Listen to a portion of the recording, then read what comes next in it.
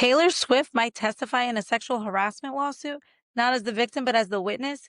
She was in the room in Blake Lively and Ryan Reynolds' New York penthouse when Ryan allegedly confronted Justin Baldoni and accused him of fat shaming Blake. Hugh Jackman was there too, just casually witnessing what might become one of the most explosive Hollywood harassment cases in years, if it hasn't already been. And this whole thing is about to blow up the whole Hollywood has changed post Me Too narrative. Because according to Blake's lawsuit, she did everything right. She complained, she documented, she had witnesses, and the response was allegedly a coordinated PR campaign to destroy her reputation. Also, this week, we've got OpenAI lost a massive court battle and now has to hand over internal emails that they do not want to hand over about whether they knew they were stealing millions of copyrighted books to train ChatGPT. Kim Kardashian wore diamonds to her Paris robbery trial specifically to taunt the men who tied her up at gunpoint, which is either unhinged or iconic, a little bit of both, as Kim K can be. Katy Perry just won $1.8 million from an 85-year-old veteran with Huntington's disease, and the internet is absolutely dragging her for it.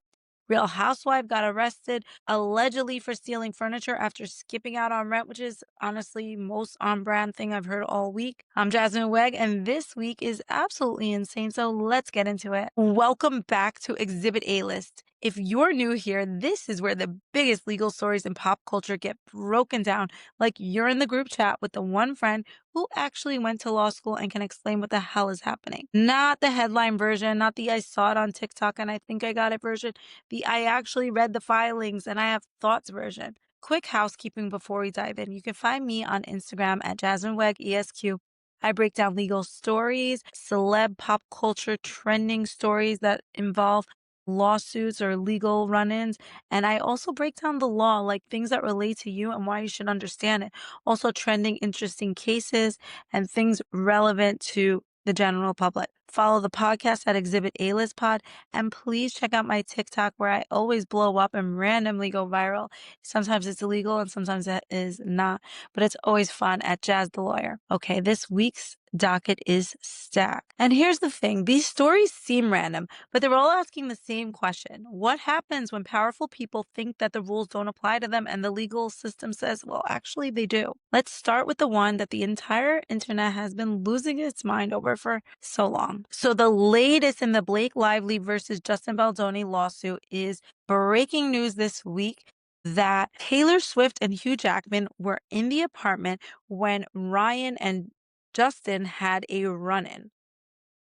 Newly unsealed documents reveal something absolutely wild. An internal timeline email that describes a meeting at Blake and Ryan's New York penthouse on April 25th, 2023. According to that email and related filings, Justin Baldoni showed up to Blake and Ryan's apartment for what I'm assuming he thought was a normal meeting. Instead, Ryan allegedly unloaded on him and confronted him.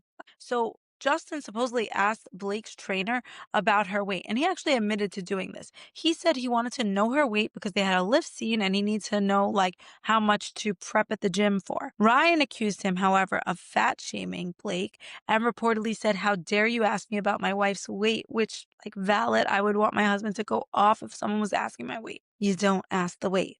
Baldoni allegedly got emotional, apologized, even cried. And here's the part that made my jaw drop when I first read it.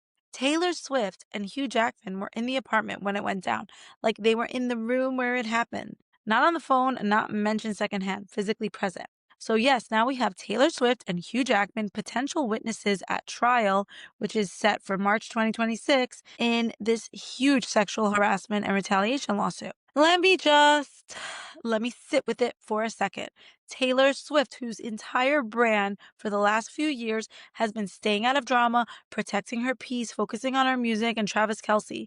That Taylor Swift might have to be a witness at trial. Hugh Jackman, universally beloved, never been in a scandal, nicest guy in Hollywood as far as we know. He might be taking the stand at trial. When I first saw this, I literally said out loud, what is going on? Because getting involved in someone else's lawsuit is like the one thing celebrities avoid at all costs. Their entire legal team's job is basically to keep them out of court, out of their own cases, and definitely to be out of other people's cases. So the fact that Taylor and Hugh might be willing to testify says something huge, that this is serious and that they either saw something, heard something, that they've got something to share. Whatever it was might make them willing to deal with the absolute media circus that testifying will cause. So let's break down why this matters. Having celebrity witnesses does not automatically prove Blake's case, but it does something arguably more powerful. It makes her story credible and incredibly hard to dismiss. So if Taylor Swift and Hugh Jackman do testify, think about it like this. They don't have anything to gain on their own from being involved in the lawsuit, as far as we know. They're not getting paid. They're not promoting a project. They're getting dragged into someone else's messy lawsuit. Probably won't have a positive outcome on their own images. So that actually makes them more valuable as witnesses. They're neutral third parties with sky-high reputations that could corroborate key facts. What was said? How did Baldoni react? Did he seem genuinely remorseful? Or was he just embarrassed that he got caught? In harassment cases, witness testimony is everything. These cases are often coming down to he said, she said dynamics, where credibility determines outcomes. Having witnesses, especially famous, respected ones, completely shifts that dynamic. Baldoni's legal team has been trying to frame Blake as someone who manipulates her powerful friends to try and destroy anyone who crosses her. One filing literally refers to Blake allegedly calling Taylor and Ryan her dragons, as in, these are the powerful people who will go to war for me. His lawyers have been using that framing to argue that she's weaponizing celebrity friendships for personal vendettas. But here's the thing that framing misses. If Blake's friends are actually willing to be witnesses at trial for her and put their names and reputations on the line in a harassment case, that might signal that they believe her and that they saw something and that this isn't a frivolous lawsuit, frivolous celebrity tantrum. You don't get Taylor Swift to agree to be a witness in a lawsuit unless your story checks out and the situation is genuinely serious. That's my opinion. Okay, so added another ingredient that's been making the rounds on social media.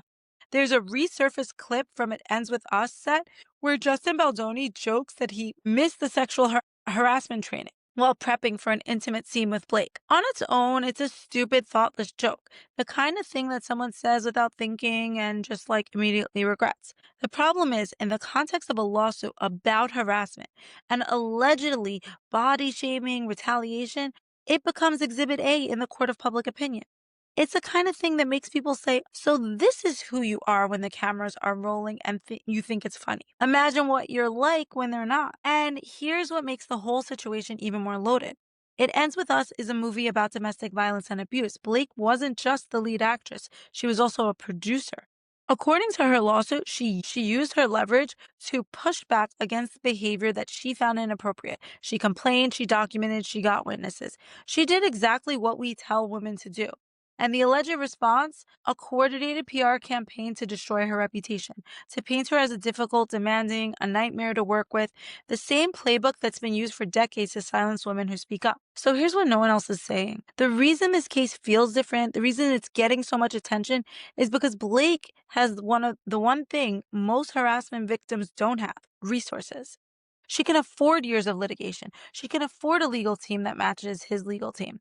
She has Taylor Swift and Hugh Jackman, who might be witnesses and go on record for her. She has Ryan Reynolds confronting people on her behalf. She has dragons. And that's great for Blake, but it also means we're watching a version of justice that only exists for people with money and power. Let's make no mistake. Like a makeup artist on the same set who maybe experienced harassment, she doesn't have dragons. She has a lawyer who she probably can't afford and an NDA she definitely had to sign. She has rent to pay and a career she can't afford to risk. That makes me acutely aware that this is luxury justice, and most people don't get access to it. Here's my prediction, and I'm going on record here. This settles. Probably for a massive, undisclosed amount. Probably with an NDA that makes sure we'll never hear the details. Because the last thing that Justin Baldoni's team wants is Taylor Swift on a witness stand. Can you imagine the media circus, the think pieces, the TikToks analyzing her outfit choices, the Swifties showing up to the courthouse? It would be absolute chaos, and chaos is bad for settlements. But if it doesn't settle, if Taylor actually has to testify, if this goes to trial, it's going to redefine how Hollywood handles on-set harassment.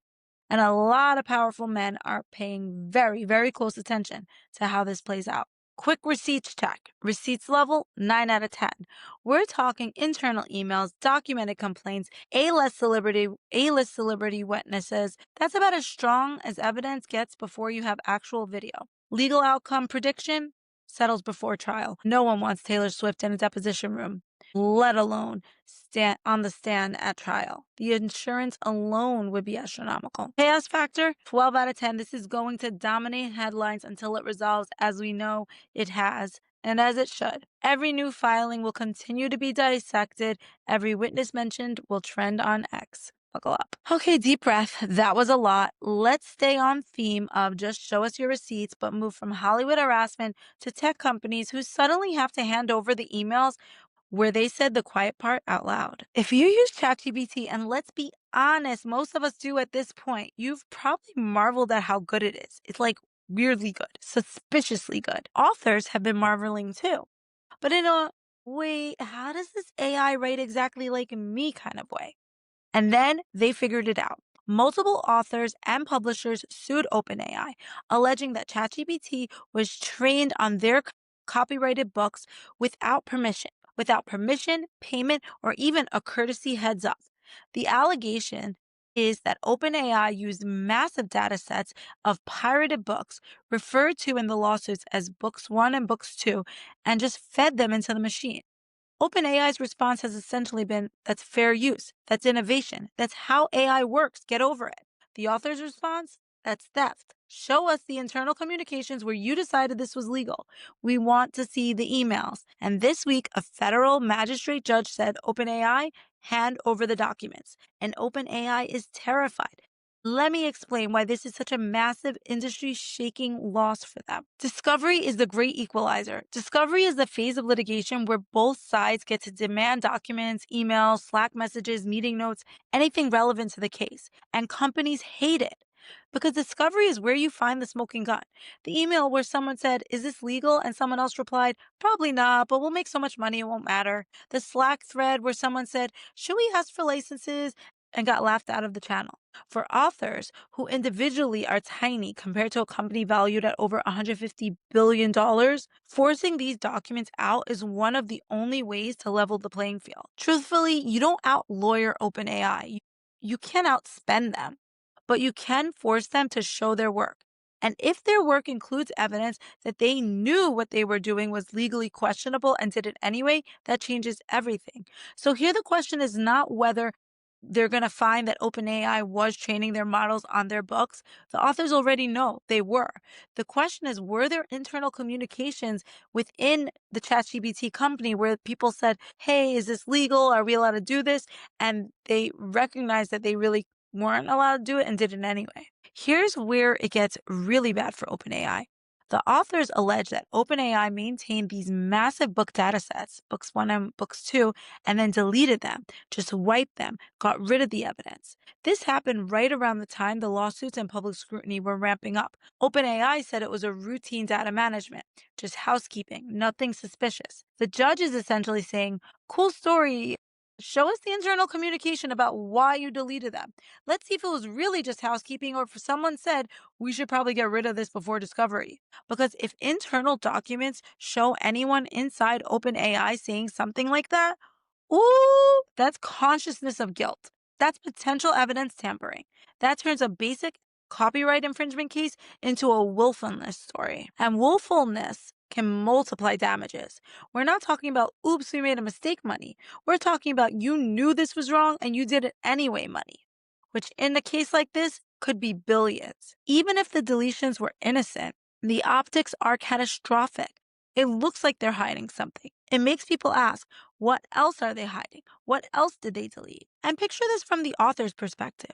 You spend 3 years writing a novel, late nights, therapy bills from imposter syndrome, crying in a coffee shop because chapter 7 doesn't work and your editor is breathing down your neck.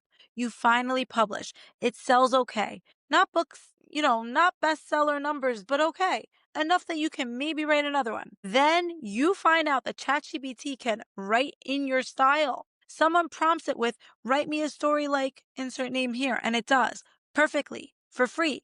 And you realize, oh, They fed my book into their machine without asking, without paying me. And now anyone can access my voice, my years of work, my craft for the cost of a $20 monthly subscription, and I'll never get a cent of it. That's what these authors are fighting.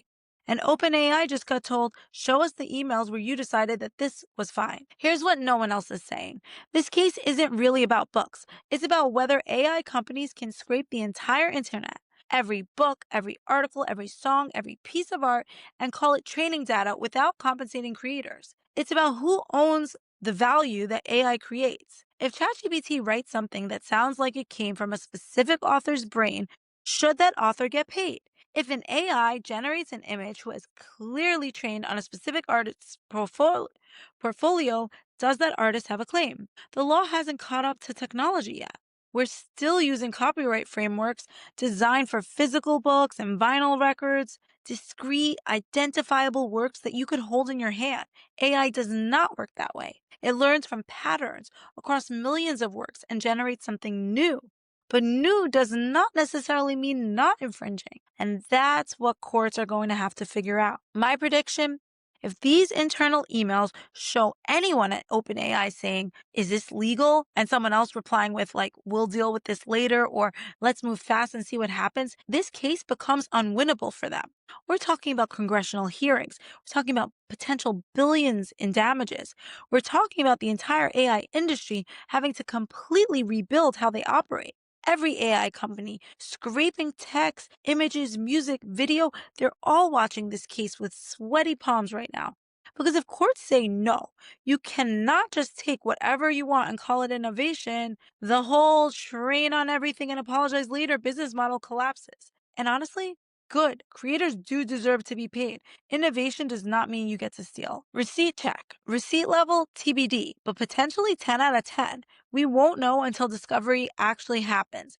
But the fact that OpenAI fought this hard does tell you that they're avoiding something. Legal outcome prediction. Either massive settlement or landmark ruling.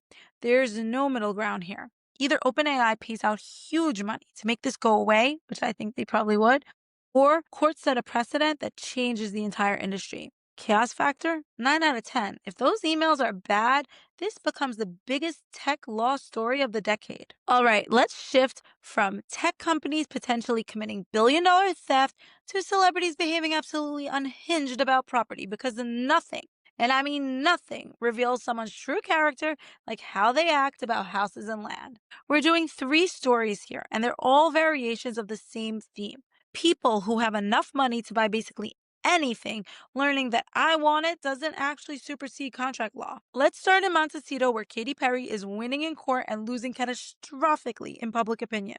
Okay, first, in 2020, Katy Perry and Orlando Bloom agreed to buy a roughly $1.5 million Montecito mansion from an 85-year-old veteran named Carl Westcott. If the name Westcott sounds familiar, that's because he's related to Cameron Westcott from The Real Housewives of Dallas. RIP that franchise, because I love Dallas. Shortly after signing, Westcott tries to back out.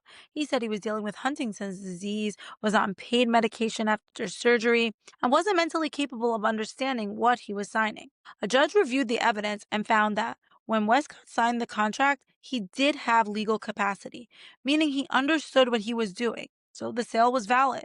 Fast forward to now, the court just ruled that Katy is entitled to about $1.8 million in damages for lost rental income and expenses because Westcott's attempts to back out delayed her ability to fully use the property. So to be clear, Katy Perry is receiving $1.8 million, offset against what's still owed on the purchase price, though. Now, here is why this is a PR disaster, despite being a legal win. The legal reality, Katy enforced a contract that a judge said was valid. On paper, she's doing exactly what any buyer would do, holding the seller to the deal that they signed. The PR reality, though, is it is incredibly easy to frame this as a mega rich pop star extracting nearly $2 million from a gravely ill 85-year-old veteran with a degenerative disease. And guess which version the internet is running with? The comments are brutal.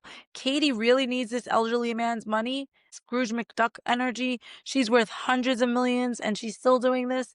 And look, I get both sides. From a legal standpoint, if you let people back out of contracts because they regret signing them, contracts become meaningless. The judge found Westcott had the capacity when he signed. And that matters. That's how contract law works. But from a human decency standpoint, there's something that feels icky, just deeply wrong about enforcing a contract against someone in this situation, even if you're legally entitled to it. And here's what no one else is saying. This is the Katy Perry problem in a nutshell. She's always legally correct and PR catastrophically wrong. Remember when she tried to buy a convent in Los Angeles and the nuns literally died fighting her over it? The nuns didn't want to sell. At some point, you have to ask yourself, is being right worth everyone thinking that you're the villain? And for Katy Perry, the answer seems to be yes, which is either admirable commitment to principle or tone-deaf stubbornness, depending on your perspective. And for Katy, who built her brand on being fun, quirky, accessible, the teenage dream girl, this doesn't fit. It makes her look ruthless, cold, like she cares more about money than humanity, even if legally she's in the right. Receipt check, receipt level 10 out of 10. Legally, the contract was valid. The judge ruled in her favor. Legally, airtight. PR damage, 10 out of 10. Absolutely catastrophic. This story makes her look terrible, no matter how many times her team explains the legal nuances. Lesson learned, sometimes you win the case and you lose everything else. Next up, Florida, where Backstreet Boys member Brian Littrell is having a very expensive, very public fight over sand. Brian and his wife own a Gulf front home in Santa Rosa Beach, Florida. According to their lawsuit, a 67-year-old woman has repeatedly come onto their clearly marked private beach area, set up camp, and refused to leave, filmed them, and encouraged other people to use the space. They're suing her for at least $50,000 in damages. They're also going after the local sheriff's office for allegedly not enforcing their property rights. The woman has pushed back, framing this as a public beach access issue and trying to get the case dismissed. Here's the nuance that everyone's missing. In Florida, fights over where public beach ends and private property begins are constant. There are literal lawsuits up and down the coast about who owns the sand and who can walk on it. Some areas have customary use laws, meaning the public has historically had access to certain beaches, even if they're technically private property. Other areas have clear boundaries, and sometimes these boundaries are genuinely confusing, especially to tourists or seasonal residents who don't know the local rules. So it's entirely possible that this woman genuinely thought she was allowed to be there, or it's possible that she knew she wasn't and decided to test the boundaries anyway. Either way, Brian Littrell is suing her for $50,000. And here's what I keep thinking about. $50,000 is not about repairing damages to sand. Sand doesn't cost $50,000. This is about sending a message. This is Brian Littrell saying, I told you to leave, you didn't. Now I'm going to make this so expensive and so public that no one else tries it. This is the cease and desist letter that grew teeth and a lawsuit. And look, I get it. If you own a beachfront property and you've clearly marked it and someone keeps showing up, filming you, bringing friends, ignoring your request to leave, that's genuinely invasive. You have property rights. You're entitled to enforce them. But the optics of a multimillionaire celebrity suing a 67-year-old woman for $50,000 over beach access, not great, Brian, not great. It reads as, yes, this part of the ocean costs extra. And if you disagree, I will financially ruin you to prove a point, which might be legally justified. But it sure does not make you liable, like a receipt check. Legal merit depends entirely on Florida's beach access laws. If it's genuinely private property and she was trespassing, he has a case. If it's a customary use area, he doesn't. PR optics, 2 out of 10. Rich celebrity suing older woman over sand. That's the headline. Doesn't matter what legal nuance there is. Chaos factor, 5 out of 10. This will get settled quickly, probably with both sides signing NDAs and agreeing never to speak of it again. And finally, the most housewife-coded story of the week. Court records show that Real Housewives of Potomac Mia Thornton and her partner, Jared McGriff, were sued in Georgia by their property management company for unpaid rent on a roughly $5,000 a month Atlanta apartment. The landlord's allegations included that they missed multiple rent payments, they owed over $6,000 monthly with fees, They moved out overnight without notice. They took thousands of dollars worth of landlord-owned furniture and a TV. That last part, the furniture and TV, is where it becomes a potential criminal issue, not just a civil one. A few weeks later, Mia was arrested at Atlanta's airport on a warrant connected to the furniture and theft allegations. There's a video of her at the airport acknowledging that she knew she had a warrant out. Reports also mention a separate eviction-related case in North Carolina over unpaid rent, painting a pattern of financial problems behind the on-screen glamour. Here's the thing about the Housewives financial implosion cycle, though. This is textbook Bravo. The franchise rewards the appearance of wealth. Big houses, designer everything, bottle service, luxury trips. You're expected to look rich on camera. But the show doesn't pay enough to actually be that rich unless you're leveraging it into other businesses. So some housewives do fake it. They lease the cars, they rent the houses, they charge the clothes. They project wealth that they don't actually have because that's what the show demands. And eventually the bills come due. So let's think about it. Jen Shah, fraud, prison. Teresa Giudice, fraud, prison. Erica Jane, ongoing legal nightmare over her ex-husband's embezzlement. Tariq Hemsley, constant rumors about financial struggles, lawsuit threats. Now Mia Thornton, unpaid rent, alleged furniture theft, arrest warrant. Don't forget, we have Wendy Osefo. The legal problems become storylines. The lawsuits get discussed at lunch. The arrests then become reunion topics. And Bravo ends up profiting off of every second of all of this. So here's what no one else is saying. At what point is this exploitation? When production repeatedly casts women whose finances are clearly unstable and then films their financial collapse and profits off of the drama, it stops being accidental and it starts looking like a business model. Bravo isn't responsible for Mia's choices. She's an adult, she signed contracts, she knew what she was getting into. But Bravo also isn't innocent here. They are casting people who are financially vulnerable, creating an environment that pressures them to spend beyond their means and then profit when it all falls apart. The mess is the point. The chaos is content. The legal consequences are the season arcs. And I don't know if that's ethical, but I do know that that looks like a pattern. For Mia specifically, the unpaid rent is embarrassing, but not unusual for housewives. It's basically a genre staple at this point. But the furniture and TV, if she actually took landlord-owned property, that's theft. That's criminal. That's not just a civil dispute that you can settle with a payment plan. And that's where the housewife model really breaks down. Because you could spin a lawsuit into a storyline, but you really can't spin a theft arrest into aspirational television. We'll see how this plays out, but right now, it's another data point in the reality TV financially destroys people conversation that we should just be having more often. Seat check. Receipts level, high enough for an arrest warrant. There's a warrant out. Prosecutors think they have enough evidence to charge her. Bravo's complicity level is looking high to me. They're not making her steal furniture, but they're definitely creating conditions where financial chaos becomes content. Chaos factor, 7 out of 10. This is going to be a reunion topic for sure. Andy Cohen is already preparing his questions. Okay, we've covered harassment, theft, both digital and literal, and property wars. Let's end with someone who understands power, optics, and psychological warfare better than almost anyone on the planet. Let's talk about Kim Kardashian. Kim Kardashian wearing diamonds to court. So just a brief recap. In 2016, Kim Kardashian was robbed at gunpoint in Paris. Thieves tied her up in her hotel residence, held a gun to her head, stole millions in jewelry, including the massive engagement ring from Kanye that everyone remembers. It was traumatic. It was terrifying. And by all accounts, it fundamentally changed how Kim thought about security, privacy, and her own vulnerability. She stopped posting in real time. She hired more security. She became more careful about showing her wealth publicly. For a while, it seemed like the robbery broke something in her, like she learned to be smaller, quieter, less visible. And then the case went to trial in France, and Kim had a choice about how to show up. She could have dressed conservatively, blended in, played the sympathetic victim, let her testimony speak for itself. But instead, what did Kim K, the icon, do?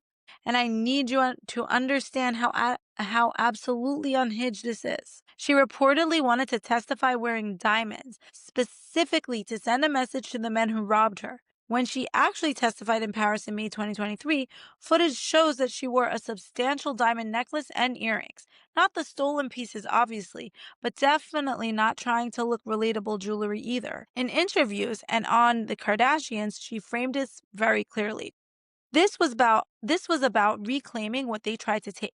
Not just the jewelry, her sense of security, her relationship with luxury, her refusal to be made smaller by her trauma. The subtext was impossible to miss. You did not break me, you did not change who I am, I'm still here and I'm still wearing diamonds. Multiple defendants were convicted. One of the ringleaders has even done interviews about the heist, talking about why they targeted her, how they planned it, how they knew she'd have jewelry worth millions, which only makes Kim's choice to appear composed and bejeweled more pointed. From a lawyer's perspective, this is unconventional, to put it mildly. Every trial prep guide will tell you, as a witness, especially a victim witness, you want to look relatable, sympathetic. You want the jury, or in this case, the French judges, to focus on your testimony, not your accessories. You don't want to distract them. You do not want to give the defense any ammunition to paint you out as out of touch, materialistic, or unsympathetic. Wearing expensive diamonds to testify about being robbed for expensive diamonds is objectively a choice. Most lawyers would have fought her on this hard, but from a brand strategy perspective, this is peak Kim Kardashian. This is why she's built a billion-dollar empire, because Kim understands something most people don't. Optics are part of the scrutiny. She's not just telling a story about what happened to her. She's showing the judges, the press, the world that she survived, that she's not broken, that she's still powerful. Her entire brand is built on turning vulnerability into strength. The sex tape became a reality show. The reality show became a business empire. Divorce became content. Scandal became reinvention. Trauma becomes a comeback story. Testifying in diamonds isn't just vanity, it's psychological warfare. It's her way of saying to those men, you thought you could take something from me. You thought you could make me afraid, and look at me now. I'm testifying against you while wearing exactly what you tried to steal. I'm still here, I'm still me, and you lost. Here's what no one else is saying. Is this appropriate courtroom behavior? Probably not, by traditional standards, certainly. Does it trivialize the proceedings? Maybe. But also, why should Kim have to perform victimhood in the way people expect? Why should she have to shrink herself, dress down, perform trauma in a way that makes other people comfortable? She was the one tied up at gunpoint. She was the one who had to live through that terror. She gets to decide how she shows up to face the people who did it. And if her choice is to show up dripping in diamonds as a big F you to anyone who thought they could break her, honestly, I kind of respect it. It's unhinged, but it's also iconic. Legal appropriateness, I'll give it a 3 out of 10.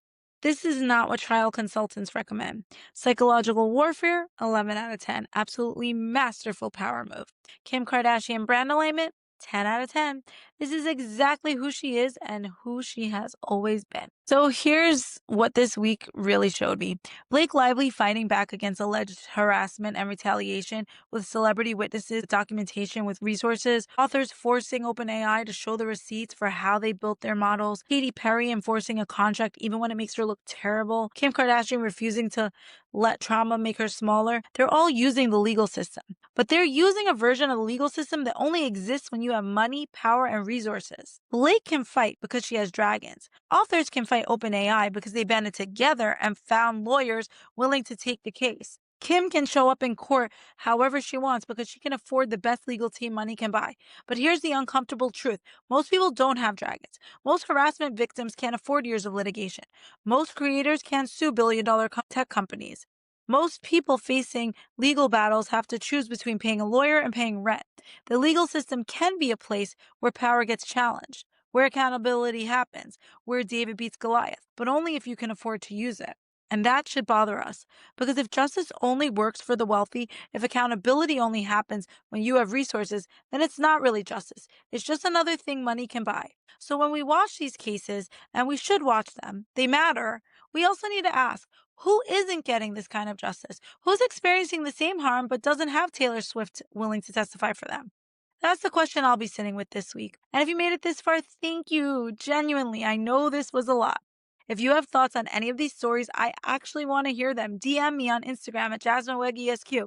I read them, I respond, and honestly, some of the best conversations I have happen in the DMs. You can follow the podcast at Exhibit A List Pod for updates, behind the scenes content, and probably some unhinged Instagram stories when next week's cases drop. And if you're on TikTok, I'm at Jazz the Lawyer, and I think that's where the fun happens. If you like this episode, please follow the podcast. It's how you show me that you're supporting and here, and it shows Spotify and Apple Podcasts that the listeners want to hear more. Please share it with someone who loves messy legal drama as much as you do.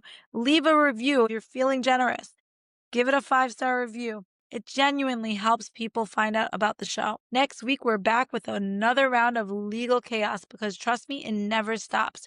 This has been Exhibit A List, and I am Jasmine Weg. Stay smart, stay curious, and remember, always read the contract before you sign it. I'll see you next week.